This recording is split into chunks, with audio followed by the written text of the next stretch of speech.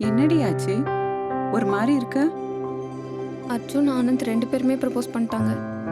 உனக்கு தான் அவங்கள முன்னாடியே தெரியும்ல? அதனால தான் ஒருத்தர்கிட்ட இந்த விஷயத்த பத்தி சொல்லியிருக்கேன். Is the right person to handle the situation. உனக்கு அவங்கள பத்தின அபிப்பிராயம் என்ன? ஐ மீன் ஒப்பீனியன்? அர்ஜுன் ஒரு எக்ஸ்ட்ரோவர்ட், ஆனந்த் ஒரு இன்ட்ரோவர்ட்.